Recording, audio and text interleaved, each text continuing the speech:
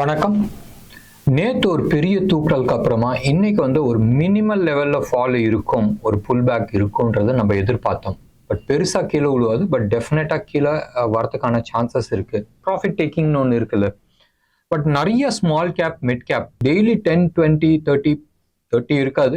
10, 20 நிச்சயமாக அப்பர் சர்க்கியூட்டில் நிறைய ஸ்டாக்ஸ், அதாவது நம்ம டிஸ்கஸ் பண்ண ஸ்டாக்ஸும் நிறைய இருக்குது. ஸோ பார்க்கலாம் எத்தனை பேர் கமெண்ட் கொடுக்குறீங்கன்றது பார்க்கலாம். அது சரி. இன்னைக்கு Nifty -215, right. Intraday swing almost 330 points. நான் சொல்றது ஃபியூச்சர்ஸ் 230 பாயிண்ட்ஸ் மைனஸ்ல போயிருக்கு. அண்ட் இன்னமும் ப்ரீமியம்ல தான் இருக்கு. ஸோ ஞாபகம் வச்சுங்க, நேத்து ரைஸோட இன்னைக்கான ஃபால்ல வால்யூம் கம்மியா இருக்கு. எப்பயுமே ஃபால் இருந்துச்சுனால் வால்யூம் இருக்கணும், வால்யூம் கிடையாது. ரெண்டாவது கவனிக்க வேண்டிய விஷயம், நேத்து மார்க்கெட் ஷார்ட் கவரிங் தான் மெயினா தூக்குனது. நேத்து எப்பயுமே மார்க்கெட் புல்லிஷா இருக்கு சொன்னால் விக்ஸ் கீழே உழுவணும். நேத்து விக்ஸ் 13% அப்பாச்சு. எவ்வளோ? 13% அப்பாச்சு. ஸோ மார்க்கெட்ல மேலே ஏறினா மக்கள் டென்ஷன் ஆகிட்டு இருக்காங்க, ஒன்று. ரெண்டாவது கீழே விழுந்தா பெருசா டென்ஷன் ஆகுறது இல்லை. இன்னைக்கு எடுத்துங்களேன், ஆல்மோஸ்ட் 230 பாயிண்ட் கீழே விழுந்திருக்கு. டென்ஷன் எவ்வளோ ஆயிருக்கு? மேலே இன்க்ரீஸ் ஆயிருக்கு 2.7%, ரைட். இந்தியா விக்ஸ் 2.25% அப்பா இருக்கு, அவ்வளோதான். ஆனால் நேற்று 400-500 பாயிண்ட்ஸ் மேலே ஏறினதுக்கு 13% டென்ஷன் ஆச்சு. ஸோ மார்க்கெட்ல ரெண்டுமே பேரலா போயிட்டு இருக்கு. நிறைய பேட் நியூஸஸ் எல்லாம் இருக்கு. உலகம் பூரா சுத்தி எடுத்து பார்த்தீங்கன்னா நிறைய பேட் நியூஸ் எல்லாமே இருக்கு. பட் அதெல்லாம் தாண்டி மார்க்கெட் மேலே போயிட்டு இருக்குன்னு சொன்னால் நிறைய விஷயங்கள் இருக்கு. தொடர்ந்து பாருங்க. நம்ம இன்னைக்கு நியூஸ்ல ஒரு 2 நியூஸ், இம்பார்ட்டன்ட் நியூஸ். ஒன்று இந்தியா ஆட்டோ செக்டரை பத்தி ஒரு நியூஸ், ரெண்டாவது சைனா பாண்ட் மார்க்கெட் பத்தி நியூஸ். ரெண்டுமே ரிலேட் பண்ணி நம்ம பேசலாம், சரியா? எதுவுமே நம்ம பொதுவான விஷயத்துல நம்ம எடுத்துட்டு போக முடியாதுன்றதுக்கு இந்த 2 விஷயத்தையுமே நம்ம இன்னைக்கு டிஸ்கஸ் பண்ணலாம். ஸோ பேங்க் நிஃப்டி எவ்வளோ? பேங்க் நிஃப்டி ஒன்றும் பெருசாக பர்ஃபார்ம் பண்ணல, நெகட்டிவும் பெருசாக வரல. ஃபியூச்சர்ஸ் 156 பாயிண்ட்ஸ் மைனஸ்ல க்ளோஸ் ஆயிருக்கு. இன்னமும் 212 பாயிண்ட்ஸ் ப்ரீமியம்ல இருக்கு. ஸோ மார்க்கெட் நெகட்டிவிட்டி காட்டல. நிஃப்டியோட புட் லெவல்ஸ் எங்க இருக்கு? 21,500ல ஹையஸ்ட் லெவல் இருக்கு. இன்ஃபேக்ட் ஹையஸ்ட் 21,000ல தான் இருக்கு. ஆல்மோஸ்ட் 98,000 லாட்ஸ் உங்களுக்கு நெகட்டிவ் சைட்ல இருக்கு. புட் சைட்ல பில்டப் ஆயிருக்கு. இதுக்கு அடுத்தபடியா நீங்க எடுத்துக்கிட்டீங்கன்னா 83,000, ரைட். அது 21,500 லெவல்ல இருக்கு. பேங்க் நிஃப்டியை பொறுத்த வரைக்கும் அதுக்கு முன்னாடி நிஃப்டிலேயே கால் சைட்ல போட்டுக்கலாம். 21,700 லெவல்ல ஆல்மோஸ்ட் 1,34,000 கால்ஸ் இருக்கு. தைரியமா எழுதியிருக்கிறாங்களே. அடுத்தது 22,500 லெவல்ல. அந்த தைரியமா எழுதியிருக்குன்ற லெவல், அந்த 21,500 லெவல் 700 லெவல்ல மோர் ஆஃப் எ ஸ்ட்ராடல் இருக்கிறதுக்கான பாசிபிலிட்டிஸ் இருக்கு. ஸோ நிறைய பேர் பிளைண்டா ஷார்ட் பண்ணியிருக்கலாம், இல்லை ஸ்ட்ராடல் போட்டிருக்காதுன்னு சான்சஸ் நிறைய இருக்கு. நீங்க ஆஃப் லேட் நீங்க எடுத்து பாருங்களேன். ஆஃப் லேட்ன்றது நான் சொல்றது லாஸ்ட் 3 இயர்ஸ் பீரியட்ல நிறைய பேர் ஆப்ஷன் ரைட்டிங்ஸ் பண்ணிட்டு இருக்காங்க. ஸோ நிறைய யூடியூபர்ஸ், நான் பேர் சொல்ல விரும்பல, அவங்க எல்லாருமே நான் பெரிய பணம் ஆப்ஷன் ரைட்டிங்ல சம்பாரிச்சேன்றதுல ஒரு காட்டிட்டு இருக்காங்க. ஸோ அதனால என்ன ஆச்சுன்னா, அவர் அடுத்த ட்ரைனிங் ஆல்மோஸ்ட் வாரம் அட்லீஸ்ட் 50-60 பீப்புளை ட்ரெயின் பண்ணிட்டு இருக்காங்க அக்ராஸ் இந்தியா. ஸோ அப்படி இருக்கும் போது என்ன ஆகும்? ஸோ டெஃபினட்டா நிறைய ஆப்ஷன் ரைட்டர்ஸ் இருக்கிறாங்க. இதுவும் one of the reasons why India VIX ஏற மாட்டேங்குது. ஏன்னு சொன்னால், எங்கெல்லாம் டிமாண்ட் வருதோ அந்த இடத்துல நிறைய ஆப்ஷன் ரைட்டர்ஸ் உள்ள வந்துடுறாங்க. ஆஃப் லேட் நீங்க லாஸ்ட் 6 to 8 மந்த்ஸ் நீங்க எடுத்து பாருங்களேன். ஒரு பெரிய மூவ் வருதுன்னு சொன்னால் அந்த இடத்துல உங்களுக்கு ஆப்ஷனோட சப்போர்ட்டோ ரெசிஸ்டன்ஸோ இருக்கு. நீங்க நேத்தோட மூவ் எடுத்து பாருங்களேன். எங்க ஹெவி கால் ரைட் பண்ணியிருந்தாங்க, அந்த கால் ரைட்டிங் லெவல் பிரேக் ஆகும் போதும், ரைட், டெஃபினட்டா அந்த இடத்துல ஷார்ட் கவரிங்ஸ் வரும். இதுதான் one of the main reasons பெரிய மூவ்ஸ் வரதுக்கானது. ஸோ ஏதாச்சும் ஒரு இடத்துல கவர்மெண்ட்டோ இல்லை ஆப்ஷன் ரைட்டர்ஸோ பெருசா ஏதாச்சும் அடி வாங்குறாங்க, இல்ல கவர்மெண்ட் ஏதாச்சும் ரூல்ஸ் எடுத்துட்டு வராங்க, இவ்வளவுதான் நீங்க ஆப்ஷன்ஸ் எழுத முடியும்ன்ற மாதிரி எடுத்துட்டு வந்தால் ப்ராபப்ளி மார்க்கெட்ல ஒரு ரெகுலேஷன்ஸ் வரதுக்கான சான்சஸ் இருக்கு. கவர்மெண்ட் ஏன் நிப்பாட்ட போகுது? எஸ்டிடி வருது. ஸோ டெஃபினட்டா அவங்க பெரிய லெவல்ல சம்பாதிக்கணும்னு தான் பார்த்துட்டு இருப்பாங்க. நோவாத டெய்லி வந்து 400-500 கோடி ரூபா அவங்களுக்கு வந்து டேக்ஸ் பணம் வருது.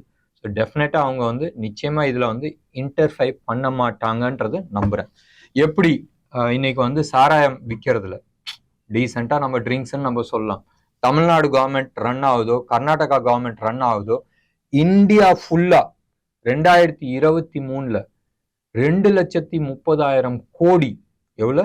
2,30,000 கோடி எக்ஸைஸ் டியூட்டி மட்டும் கரெக்ட் பண்ணியிருக்காங்க. பெரிய அமௌண்ட்டில் அதில் வந்து கம்ப்ளைண்ட் பண்ணுறதுக்கு யாருமே கிடையாது. எவ்வளோ வேணாலும் ரேட் ஏற்றிட்டு போகலாம். முந்தா நேற்று கூட நான் வந்து பேப்பரில் பார்த்தேன், தமிழ்நாட்டில் ரேட்டு கட்டுப்பட்டு ஆகலையாம். ஸோ அதனால் வந்து ஆல் ட்ரிங்க்ஸுக்கான ரேட் வந்து ஆல்மோஸ்ட் 15 to 20% வந்து இன்க்ரீஸ் பண்ணுறாங்க. நினச்சி பாருங்கள், வந்தோடனே கவர்மெண்ட் வந்தோடனே இது வந்து செகண்ட் டைமா தேர்ட் டைமான்றது தெரியாது. ப்ரொடக்ஷன் யார் பண்ணுறாங்க? மோஸ்ட்லி பொலிட்டீஷியன்ஸாக தான் இருப்பாங்க, ரைட்? கார்பரேட்ஸ் வந்து வேற லெவலில் இருக்கிறாங்க, பட் மோஸ்டாக பொலிட்டீஷியன்ஸ் தான் இருக்கிறாங்க. அவங்களோட லாபத்துக்கு யாருமே கேள்வி கேட்க முடியாது, இதில் ஏற்றிட்டு போயிட்டு இருக்காங்க.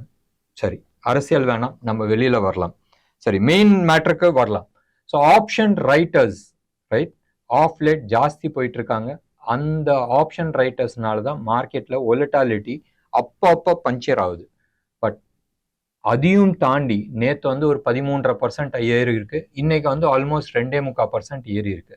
இது நம்ம எதிர்பார்த்தது தான்.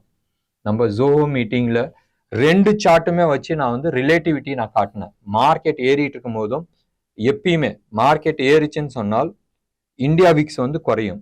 அதே மாதிரி மார்க்கெட் கீழே இறங்குதுன்னு சொன்னால் இந்தியா விக்ஸ் வந்து மேலே ஏறும். பட் இப்போ சமீப காலமாக மார்க்கெட்டும் ஏறிட்டு இருக்கு, விக்ஸும் ஏறிட்டு இருக்கு. இது எதிர்பார்த்தது. ஆல்மோஸ்ட் 2 வாரத்துக்கு முன்னாடி நம்ம டிஸ்கஸ் பண்ணியிருக்கிறோம், ரீசெண்டாகவும் நம்ம டிஸ்கஸ் பண்ணியிருக்கிறோம். அடுத்த கேள்வி, மார்க்கெட்டில் இது மாதிரி ஒலட்டாலிட்டி இருக்குமா?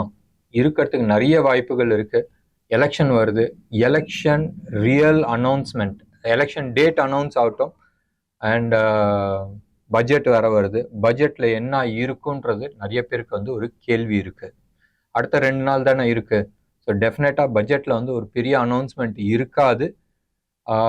எலெக்ஷனுக்கு, அதாவது பட்ஜெட்டுக்கும் எலெக்ஷன் டேட் அனௌன்ஸ் பண்றதுக்கும் நடுப்புற வந்து ஏதாச்சும் வந்து அனௌன்ஸ்மெண்ட் கவர்மெண்ட் பண்றதுக்கான நிறைய வாய்ப்புகள் உண்டு.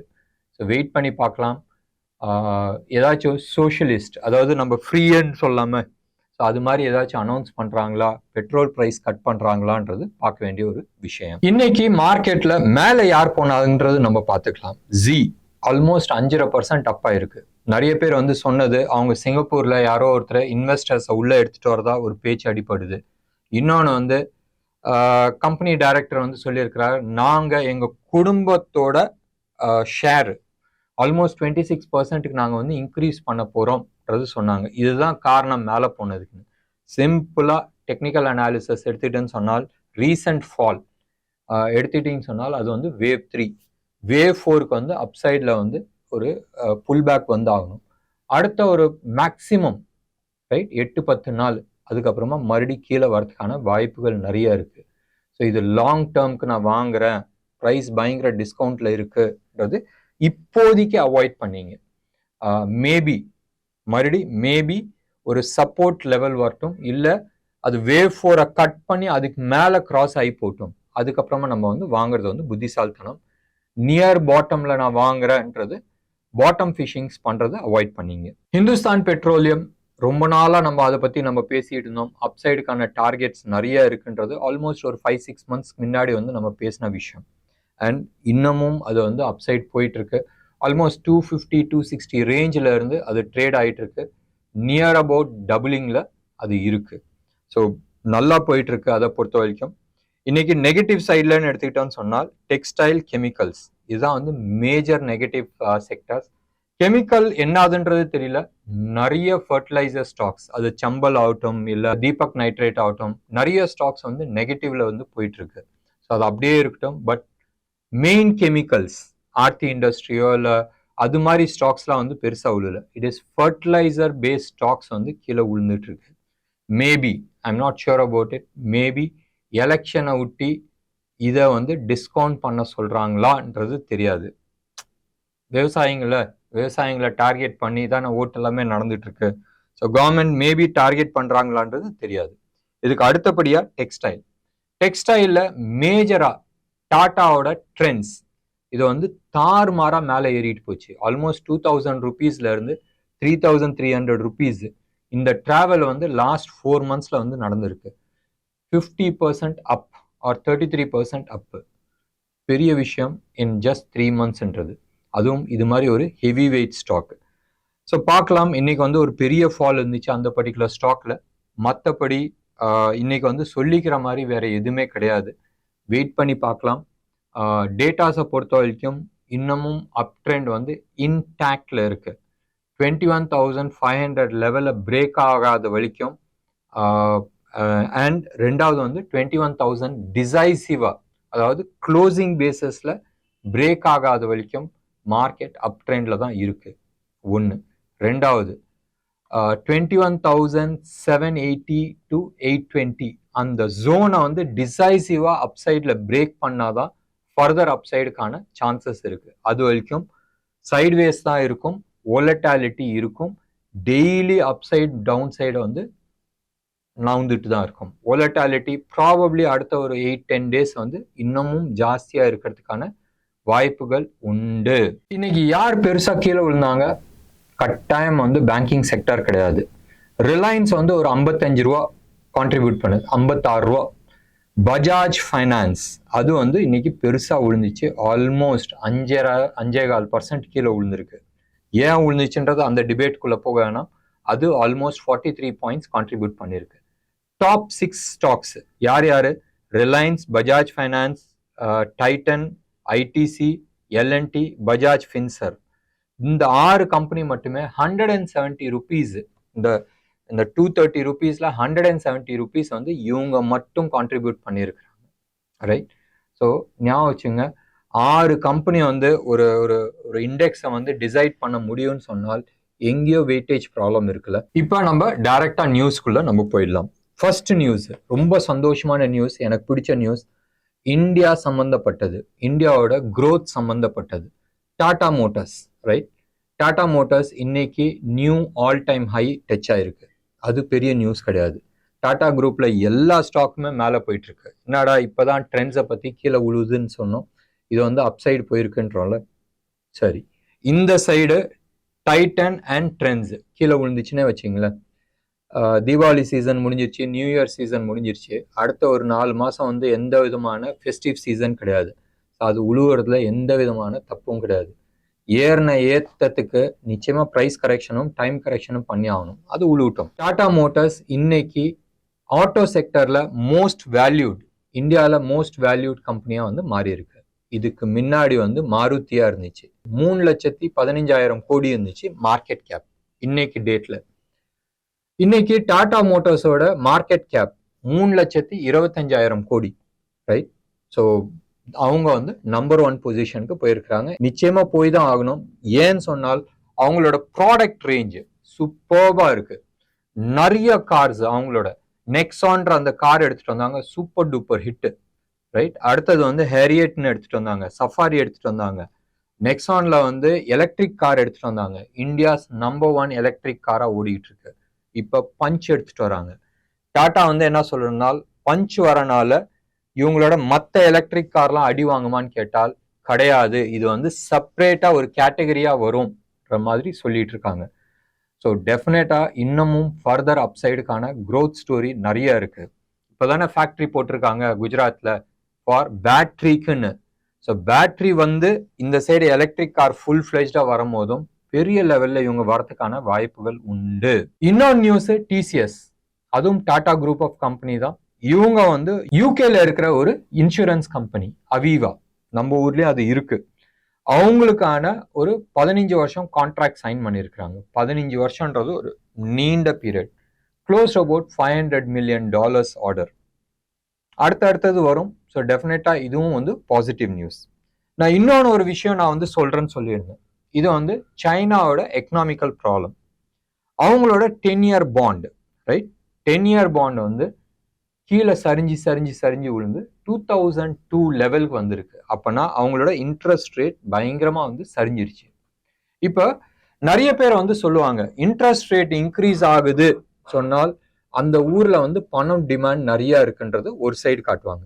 இல்ல இன்னொன்னு சைடு எடுத்து பாருங்க, யூஎஸ் எடுத்து பாருங்க. யூஎஸ்ல வந்து சூப்பர் டூப்பரா எக்கானமி இருக்கு, பட் அவங்களுக்கு பணம் தேவை இருக்கு, இன்ட்ரெஸ்ட் ரேட் ஏறிட்டு இருக்கு. இன்னொன்னு சைட்ல சைனாவோட அவங்களோட எக்கனாமிக் சரிஞ்சிட்டு இருக்கு, பணம் டிமாண்ட் வந்து கம்மியாயிட்டே இருக்கு, இன்ட்ரெஸ்ட் ரேட் கம்மியாயிட்டே இருக்கு. எப்பயுமே வந்து ஒன்று சொல்லுவாங்க, இன்ட்ரெஸ்ட் ரேட் பயங்கர கம்மியா இருந்துச்சுனால் எக்கனாமிக்கல் ஆக்டிவிட்டிஸ் பெருசா தூக்குன்றது. அண்ட் அதே மாதிரி இன்ட்ரெஸ்ட் ரேட் ஜாஸ்தியா இருந்துச்சுன்னு சொன்னால் எக்கானமி அடி வாங்குவாங்க. பட் ஒன்னே ஒன்று ஞாபகம் வச்சுங்க, 2007 ரைட் ஆர் 2008 7-8 அந்த பீரியட்ல இருக்கிற டேட்டாஸ் நீங்க எடுத்து பாருங்க. எக்கானமி ஏறிட்டே இருந்துச்சு, இன்ஃப்ளேஷனும் ஏறிட்டே இருக்கு, இன்ட்ரெஸ்ட் ரேட்டும் ஏறிட்டே இருக்கு, கோல்டும் ஏறிட்டே இருந்துச்சு. அதே சூழ்நிலை தான் இப்பயும் ஓடிட்டு இருக்கு. பட் சைனால in spite of interest rate almost 20 வருஷம் 22 வருஷம் 2002 லெவல் இருந்த லெவலுக்கு வந்துருச்சு. ஆனாலும் எக்கனாமிக்கல் ஆக்டிவிட்டிஸ் பெருசா கிடையாது. அப்ப அந்த ஊர்ல இருக்கிற பாண்ட் மார்க்கெட் பெருசா சரியுது. எத்தனை கம்பெனி டிஃபால்ட் ஆக போகுதுன்றது தெரியாது. மோஸ்டா யூஎஸ் பாண்ட் மார்க்கெட்ல இன்வெஸ்ட் பண்ணது யூரோப், யூஎஸ். மேபி சைனா அவங்கள பழி வாங்குறாங்களான்றது தெரியாது. பட் டெஃபினட்டா இதுக்கான டர்மாயில் அக்ராஸ் வேர்ல்டு வந்து ஃபீல் ஆகிறதுக்கான சான்சஸ் நிறைய இருக்கு. பார்த்து ஜாக்கிரதையா இருங்க. உங்க லெவல்ஸை எப்பயுமே வந்து ஸ்ட்ரிக்ட் ஸ்டாப் லாஸ் மெயின்டைன் பண்றது பெட்டரா இருக்கும். என்ன நேர்களே, இன்னைக்கு ப்ரோக்ராம் உங்களுக்கு பிடிச்சிருந்துச்சுன்னா லைக் பண்ணுங்க, சப்ஸ்கிரைப் பண்ணுங்க, பெல் பட்டன் அமுக்குங்க. உங்களோட கமெண்ட்டை நிச்சயமா கமெண்ட் பாக்ஸ்ல கொடுங்க. நன்றி, வணக்கம்.